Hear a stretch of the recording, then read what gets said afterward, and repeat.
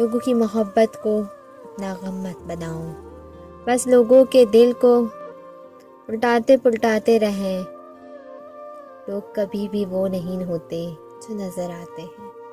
ہر انسان کے اندر اور بہت سے انسان بے بس ہوتے ہیں جو موقع کی تلاش میں رہتے ہیں اور موقع ملتے ہی باہر نکل آتے ہیں۔ کوئی شفاق، کوئی مہربان، کوئی دھوکے باز، کوئی دوگلا، کوئی ہنسمکھ تو کوئی تلخی سے بھرا ہوا ہوتا ہے۔ ایک لمحہ آپ کے ساتھ تو دوسرے ہی لمحے آپ کے خلاف۔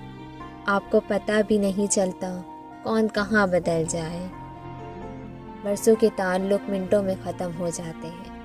آپ جتنی مرضی کوشش کر لیں لوگوں کو نہیں جان سکتے۔ آپ کسی کو جاننے کا دعویٰ بھی نہیں کر سکتے۔ آپ یہ کبھی نہیں جان سکتے کہ بند دروازوں کے پیچھے کوئی کس حال سے گزر رہا ہے۔ ہو سکتا ہے کوئی کتنا خوش نظر آئے، اللہ اس کے دل کا حال جانتا ہے جو تم نہیں جان سکتے۔ تقدیر اور قسمت سے زیادہ طاقت دعا میں ہوتی ہے جو عرش تک کو ہلا سکتی ہے۔ دعا وہ طاقت رکھتی ہے کہ جو آپ کے نصیب میں نہیں اسے بھی آپ کا کر سکتی ہے۔